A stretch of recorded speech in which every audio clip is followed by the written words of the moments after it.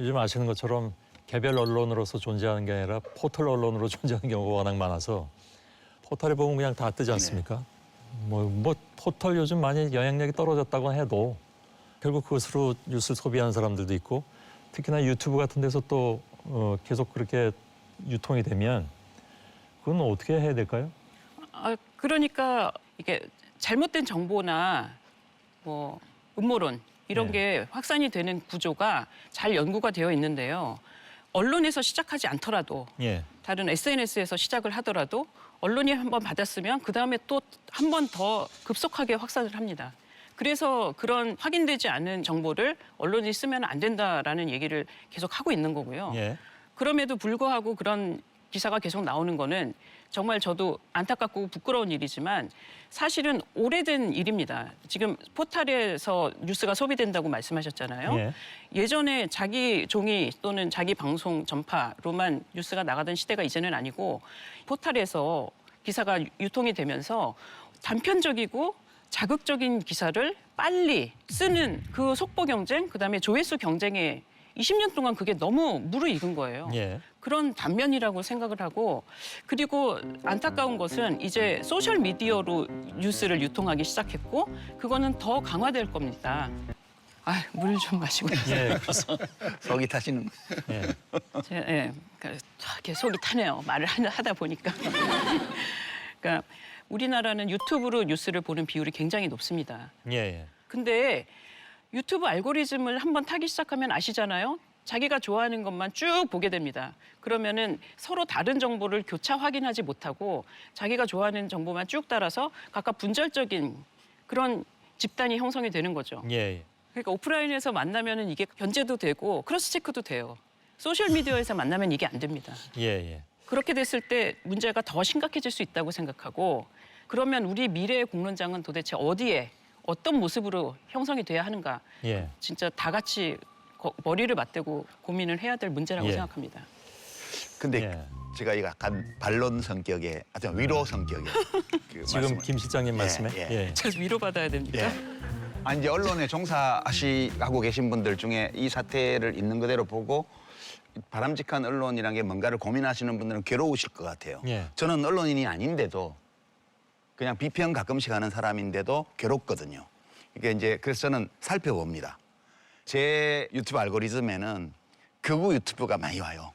뭐라고 하는가 보기 때문에. 일단 보셨으니까 오겠죠. 예, 몇 군데를 이렇게 보면 예컨대 뭐 어떤 전아무개 목사님 그 유튜브나 고아무개 박사님 유튜브나 이거 몇 개를 보면 저는 이제 그 내용만 보는 게 아니고 조회수를 봐요. 업로드하고 24시간 안에 재생수가 몇 개 되나. 얼마 안 돼요. 놀랍게도. 예. 그러니까 의외로요. 구독자 수 160만 이러는데 오늘 아침 9시에 새로운 걸 업로드 하잖아요. 24시간 동안 10만이 안 넘어가는 경우가 많습니다. 최근에. 그래서 저는 이게 현상적으로 보이는 것처럼 그런 것은 아니다 꼭. 그러니까 사람들이 판단력을 가지고 있구나. 예. 한두 번 호기심 삼아 볼 수는 있지만 그 터무니없는 내용을 계속 반복하는 유튜브를 사람들이 보지 않는다. 아니 근데 안도하기에는 우리나라에서 이미 너무 그 극단적인 사례가 발생하지 않았습니까? 대통령부터 예. 레거시 비디오 보지 말고 유튜브를 보라라고 말을 한 데다가 그거를 또 충실히 따르는 시청자들이 있고 그리고 서부지법에 가서 폭동을 일으키는 정말 상상할 수 없는 일이 일어난 거에 대해서 저는 굉장히 심각하게 경각심을 갖고 있고요. 예.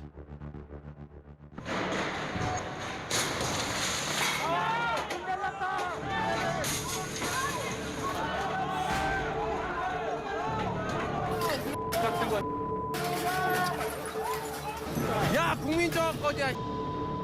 밀어. 이거 민주화 운동이야. 실제로 해외에서 소셜미디어가 얼마나 심각한 일을 일으킬 수 있는가에 대한 사례와 연구가 되게 많아요. 예. 최근에 가장 큰 사례가 뭐냐면은 미얀마에서 그 로힝야족 학살하고 추방하고 했던 그 끔찍한 일에서 제일 결정적으로 영향을 미친 게 페이스북이었다는 게 엠네스티 보고서에 굉장히 잘 정리가 돼 있습니다. 예.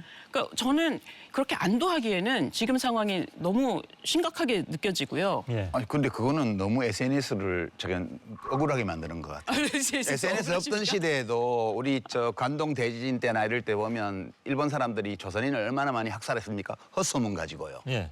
그 다 있던 현상이에요. 원래부터 인간 사회에 있던 현상이 SNS 시대에 와서 이동통신 시대에 어떤 형태를 띠고 나타나는 거거든요. 이것은 새로운 현상도 아니고 없던 일도 아니고요. 예. 늘 있는 일이라고 저는 보고요. 다만 우리가 어떻게 해서 줄여나가는데 SNS를 쓸 것인가 이렇게 생각하는 게 좋지. SNS 때문에 그게 생기는 일이 아니라는 점을 저는 좀 아니 말씀드립니다. 늘 있었던 일이죠. 있었던 일인데 지금은 전 세계가 연결돼 있잖아요. 예. 전 세계가 소셜미디어로 연결돼 있으면 그 확산시키는 그 위험성이 훨씬 더 커질 수 있고 예전보다 훨씬 더 자주 심각하게 일이 벌어질 수 있다는 거에 대해서 저는 우려를 하는 거죠. 그리고 예. 전 세계에 지금 극우화되고 있는 그 흐름 이런 것도 분명히 확산시키는 그 미디어로서는 SNS가 굉장히 심각한 역할을 하고 있다고 생각합니다. 예. 저도 그 확대나 위험성은 이미 어느 정도 선을 넘었다. 라고 봅니다. 예전에는 몇 명이 모여서 얘기한다든지 자기들끼리 얘기를 하게 되면 사실은 정당성도 부여받기 힘든데 지금은 거의 뭐 세계 최대의 기업인 구글, 유튜브의 도움을 받아서 예. 확대가 되고 그러니까 앞서 이제 구글 쪽 얘기를 하셨는데 저는 약 3,400만 정도는 충분히 있다고 봐요. 근데 이분들이 연결되는 거죠.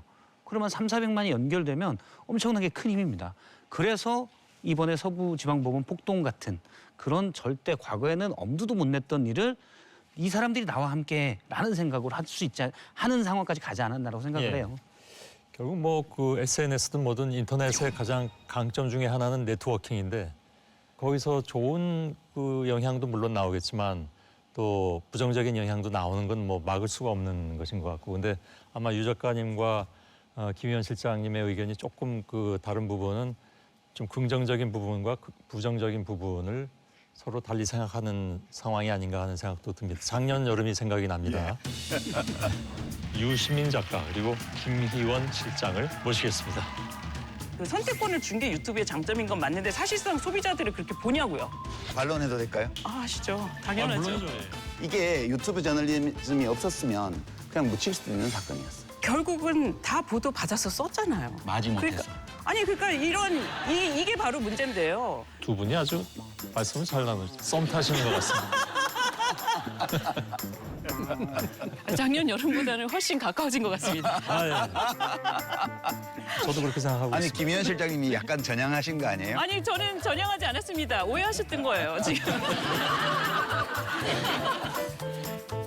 근데 유튜브의 장단점이 있지만 저도 뭐 유튜브가 생겨서 먹고는 살고 있습니다만 이 사회의 큰 사실은 양극화나 여러 가지 위험성이 더 커지고 있다. 예를 들어서 남의 나라 대통령 얘기해도 혹시 될까요? 저한테 물어보신 겁니까? 예.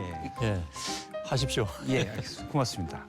남의 나라 대통령 얘기지만 사실은 그분도 만약에 이전에 레거시 미디어만 있었다면 상식의 틀을 벗어난 뭐 좀 협소하게 상식을 잡았을 때 벗어난 분에 대해서는 과감히 정치권에서 배제했을 거거든요. 근데 자기의 지지 세력을 팟캐스트를 통해 얻어서 그걸로 오히려 어떤 제도권 안에 들어와서 자기의 세력을 만들고 예.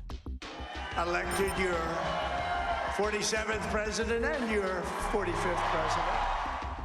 We wanted 자신이 가짜뉴스와의 전쟁을 벌이고 있다며 미디어를 향한 적개심을 드러냅니다. They are the enemy of the people. Because they have no sources, they just make them up when there are none. Good afternoon, everybody. How are we?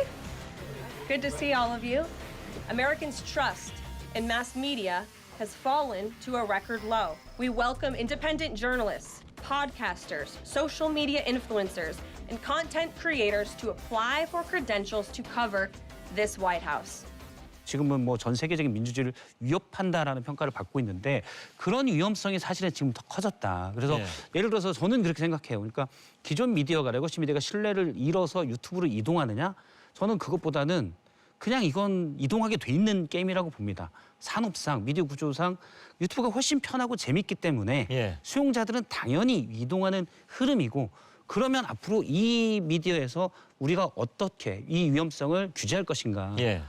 경계하게 견제할 수 있는 걸 만들 것인가. 지금 사실 그런 담론이 필요하지 않나라고 생각을 합니다. 알겠습니다. 그 트럼프 얘기하신 거죠? 지상파 혹시 얘기하면 걸리나 해서. 안 걸립니다. 뭐 우리나라 대통령도 얘기하는데 미국 대통령 얘기를 왜 못하겠습니까? 박 기자는 이렇게 좀 가끔 윤활유 치기 위해서 저런 얘기를 한다는 걸 제가 잘 알고 있습니다. 네. 제가 지난번 여름에 하다가 저는 유튜브 안 본다고 했더니 너무 좀 과장돼서 알려져서 그런지 저는 아예 유튜브를 안 보는 사람처럼 돼버리는데 뭐 그렇지는 않습니다. 그거 어떻게 안 보겠습니까? 다만 저는 검색 이력 기능을 안 씁니다. 그럼 알고리즘이 저한테 안 통합니다. 네. 그러면 제 경험을 말씀드리자면 너무너무 마음이 편합니다. 제가 필요한 것만 검색해서 보면 되니까. 그래서 저는 이제 여러분들께도 한번 권해드리고 싶습니다. 그 검색 이력 기능을 빼버리면 훨씬 편하게 볼 수 있다. 그거 말고 지금 부작용을 좀 막을 수 있는 어떤 규제, 어떤 규제 방법이 가능할 것인가에 대해서 혹시 생각해 보신 적이 있으십니까? 생각해 본 것뿐만이 아니라 이미 많이 진척되어 있습니다. 예. 네. 이 진척은 우리나라를 얘기하는 게 아니고요. 유럽 등지들을 이제 얘기를 하는 건데요. 예. 대표적으로 이제 플랫폼 관련된 법률들이 이제 지난 한 5년간에 걸쳐서 지속적으로 만들어져 왔습니다. 예. 첫 번째로는 뭐냐면 이런 이제 이용자 규모가 일정 규모 이상을 넘어도는 플랫폼에게 자율 규제를 위한 어떤 원칙 같은 것들이 반드시 작동하도록 이제 돼 있고요. 그리고 이게 기본적으로 기존의 텔레비전이라든가 이제 신문이라든가 이런 것들의 미소와 동일하게 평가받을 수는 없으나 이것이 가지고 있는 새로운 영역이라고 하는 것들은 너무나 명백하기 때문에 예. 이거를 그냥 방치해서는 안 된다라고 하는 기본적인 문제의식들이 공유되어 있는 그런 예. 상태인 거죠.